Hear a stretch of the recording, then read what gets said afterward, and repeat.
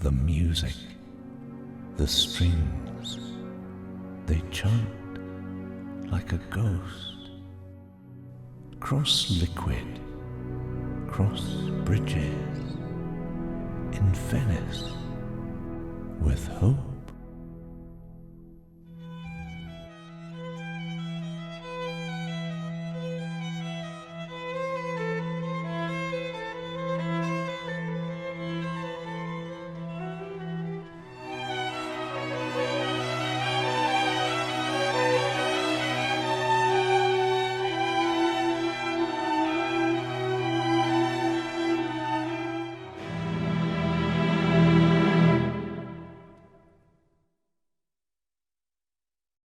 Venice, Italy, its history, its quarrels, its clash between tradition and exploitation, its contrast. A city viral with opinion, yet unquestionably one of the most unique inceptions mankind has to offer, and a place of both task and reason for Tim Cantor. This inscrutable city has drawn him in, yearly, consistently, with a devout purpose and an ever more intrinsical love. He has found his place here, his haven, detangling the Venetian chaos as he waits for the sun to go down and the streets to clear out. He waits for the canals to smooth way, ungather, and shimmer less mayhem. He waits for parcels of night, for the glassy black waters to mirror more history, speak with more voice. He waits. He waits. The darkness now echoes the slowed pulse of 1,000-year soul. This, for this artist, is the love. As well, this is the catalyst, the motive, and the maker of one of Tim Cantor's most finely spun paintings, The Four Seasons. But before we begin to study this soulful painting, let's take a moment to explore the purpose, Tim's purpose, his personal rationale to visit Venice once a year for decades. Tim seeks nothing contemporary to dishearten his spirits in Venice. Here in Venice, he finds the unspoiled works of Titian, Raphael, Del Piombo, Da Vinci, Bellini. Venice holds the vastness of the works of Veronese and Tiepolo. It holds the almost incomprehensible enormity of Tintoretto. The Venice that Tim walks is the one that haunts through 500 years of change, growing more powerful and rare with each passing chapter and phase and tendency of time. The Venice Tim knows spellbinds him through the ages and inspires him with levels of workmanship that is ever so toilsome and rare in this present-day culture. If the artistic inspiration alone were not enough, Tim likewise travels to Venice in search of distinct frames that surround many of his original paintings. These frames, carved from single pieces of wood, are burned, aged, and gilded in the same loyal procedure for centuries upon centuries. These venerable frames further add to his commitment of creating paintings that hold to the highest levels he knows. This brings us back to the Cantor painting in point, for, rightly, one of these rare frames surrounds The Four Seasons, a composition rich with sentiment that bleeds of Venice with every stroke and line. Riddled with a helix of inherent feelings from the artist, The Four Seasons radiates memories, experiences, the recollections of loved ones both past and alive, and moreover the inexplicable thoughts that one's surroundings can bring. More specifically, this painting reflects Tim Cantor's fleeting, wandering mind in a most personal moment. Regardless, because the painting captures Tim's reality intertwined with a storm of emotions, reveries, and random thoughts, it remains difficult to interpret, both for us as the viewer and for the artist himself. Its origin, however, is clear. It begins in the midst of the San Vidal, a former church in the back streets of Venice. Originally constructed in the year 1084, this haunting cathedral houses some little-known works that have heavily influenced specific paintings that Tim Cantor has created. It also serves as a small yet dramatic stage for, arguably, one of the most perfected performances of Vivaldi's Four Seasons that one could find in the world.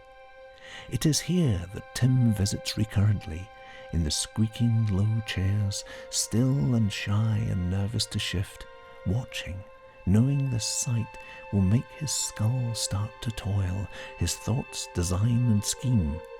He sits, he listens, he drifts.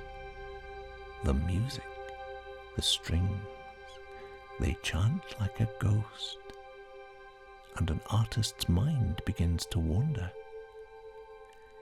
As we observe Tim's painting and writing in its entirety, subject by subject, word by word, we stand to spy on a virtual timeline of his wistful contemplation.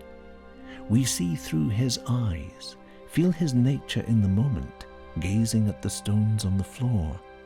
We follow his eyes upwards, past the ground surface, past the players and past their violins, to the haunt of lustre that casts onto a statue looming half-lit behind the stage, a statue that mesmerizes him.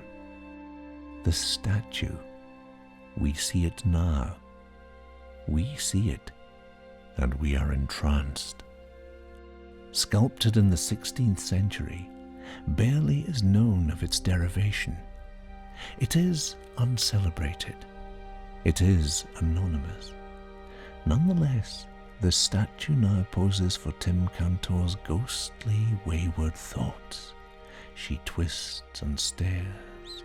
She puts ideas and memories into his transfixed mentality. He sees her alive, flushed with pinks and the flesh of a blood-beating heart. He sees innocence, perhaps the defining word to which we might place upon Tim Cantor's The Four Seasons. For within that nameless figure he is impelled to see innocence. Could it be the veil, the look on her face, the nature of her pose? Could it be the surroundings or the atmosphere and manner of an audience who attends a violin concert? Perhaps it is the intent musicians, focused solely on their craft. Whatever the cause may be, whatever the truth or history might be, innocence is what Tim sees. Sparked from this perspective, more thoughts arrive. Innocence now makes way as Tim thinks of his two gold canaries, pets from previous years, painted as blackbirds in the twist of his thoughts. Both died long ago, but still hold a touch of sentiment. Yet sentiment, it snowballs. It grabs at what's near.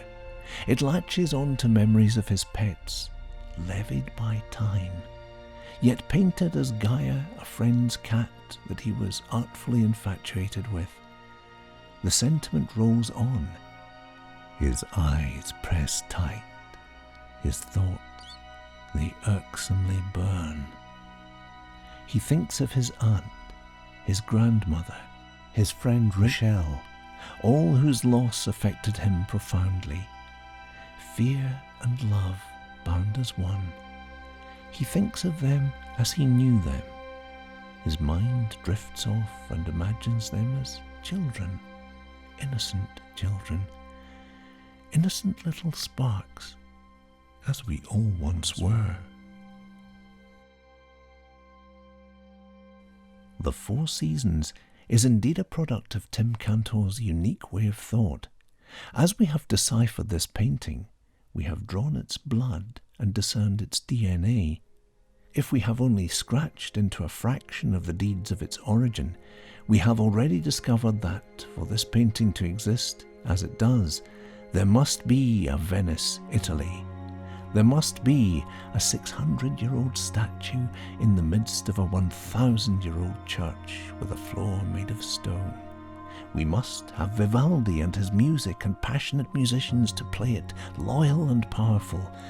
We must have historical works of art that inspire Above all, we must have a mind that respects it all, loves it true, uses it, treats it, and takes it into his soul, and merges it into his memories and emotions, and writes of its being, I see the lives I still love, the lives, the strings, the hearts of the past that dark Venice brings. In the end, the music and the strings that chant like a ghost have put a vision into Tim Cantor's mind, one that he relates to personally. And although The Four Seasons is not a joyful painting, there is nothing but positivity in it. It could be said for all of us, for everything in existence, that each and every previous event creates our current moment. In this case, Tim Cantor has rendered that moment. Unpredictable as it may be, he has captured all its march of events, painted it as a scene, a girl, two birds, a cat, and a stones on a floor. He has painted it as only he can do, and told us why.